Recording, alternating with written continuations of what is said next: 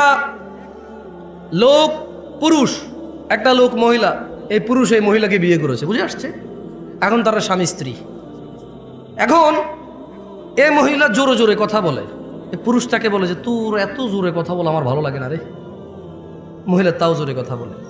পুরুষ বিরক্ত বলে যে কোন পাপ করছে জীবনে, বিপদ গলায় করছে। বাট মহিলাকে ঘর থেকে বের করে না। কি করে না? গায়ে হাত দেয় না, বিরক্ত হয়।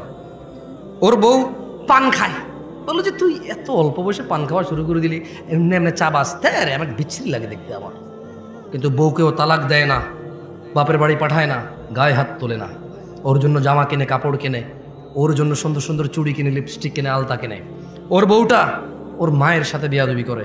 কি সুন্দর করে বোঝায়, তুইও তো মা হয়েছিস, আমাদের তো বাচ্চা কাচ্চা আছে, আমার মাটা বাপের একমাত্র পোলা আমি, আমার তো দুইটা ভাই নাই যে আমি যদি খেয়াল না রাখি আরেক ভাইয়ের বউ খেয়াল রাখবে, একটু খেয়াল রাখ না, আমরা ভদ্র পরিবারের লোক, আমি যদি তোর গায়ে হাত তুলি এখন, তোর সাথে ঝগড়া করি, মানুষ কি বলবে? ছেলের মাও বোঝে যে পরিবারটা সম্মানী, এই জন্য ছেলের বউ যত কিছুই করুক অতটা মানে প্রতিক্রিয়া দেখায় না, মনে করে যে বোঝে না, অবুঝ, এরকম করে ছেড়ে দেয়। ও বউয়ের গায়ে হাত তোলে না, বাপের বাড়ি পাঠায় না, তালাক দেয় না। ছেলেটা প্রায় তার বউয়ের মোবাইল এঙ্গেজ পায়। যখনই বলে তোমার মোবাইল ব্যস্ত পেলাম কেন, বউ বলে যে খালার সাথে কথা বলতেছি, মার সাথে কথা বলতেছি, বোনের সাথে কথা বলতেছি। সে প্রায় এঙ্গেজ পায়, বিরক্ত হয়। ছেলেটা তার বউকে বলে তুমি ফেসবুক কেন চালাও, আমার পছন্দ না। তার বউ বলে যে চালাবো না। এরপরে বলে যে শুধু এই তো মাঝে মধ্যে একটু স্ক্রলিং করবো, আমি কারোর মেসেজ টেসেজ দিই না। ছেলেটা প্রায় দেখে যে ও বউ ফেসবুক চালায়, সে বিরক্ত হয়, বউর গায়ে হাত তোলে না, বাপের বাড়ি পাঠায় না, তালাক দেয় না। হঠাৎ যদি এই ছেলেটা ঘরে এসে দেখলো তার বউয়ের বিছানায় অন্য পুরুষের সাথে বউ শুয়ে আছে, এখন কি করবে সে? এখন এই ছেলেটা দেখলো তার স্ত্রী অন্য কারো বিছানায় শুয়ে আছে।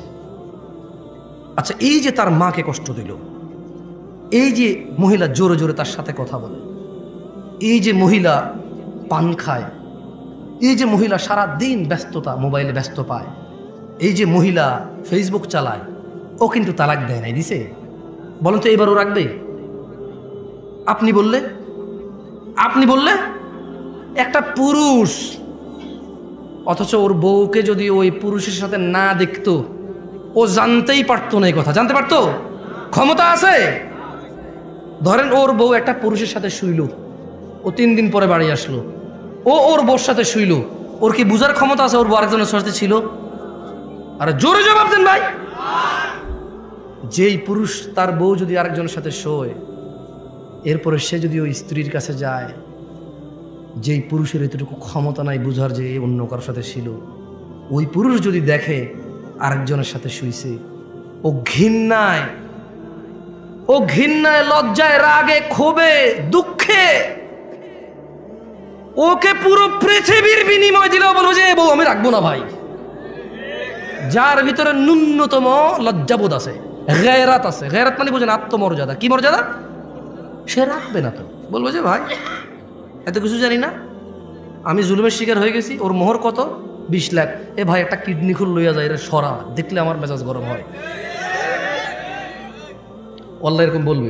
যার ভিতরে ন্যূনতম আত্মমর্যাদা আছে সে বলবে যে 20 লাখ তো নাই, কিডনি একটা নিয়ে যা, 2 কিডনি লাগে না, 1 কিডনি বাঁচা যায়, ওর নিয়ে বাঁচা যাবে না ভাই। কিডনি ছাড়া বাঁচা যাবে গ্যারান্টি আছে, ওর সাথে বাঁচবো না।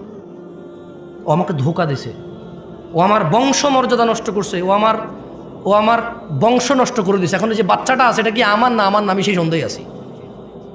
ও আমার আগামী প্রজন্ম ধ্বংস করে দিছে। আমার আগামী প্রজন্মের যে বাতি আমার, সে বাতি আমার কিনা আমি জানি না, আমি এতটা দুঃখে আছি। এবং যে নিষ্পাপ সন্তানটা আছে ওর ঘর থেকে হইছে, ওকে বিদায় করে দেওয়ার পর ওই বাচ্চাটাকে দেখলে আমার ওর কথা মনে পড়বে, আর আমি সন্দেহে থাকবো এটা কি আমার বাচ্চা না অন্য কারো। ওকে সরাও, কিডনি নিয়ে যাও, ওকে সরাও, 1 কিডনি দিয়ে বাঁচা যায়। ও আমার আগামী প্রজন্ম ধ্বংস করে দিছে, ও আমার বংশের বাতি শেষ করে দিছে, ওকে সরাও।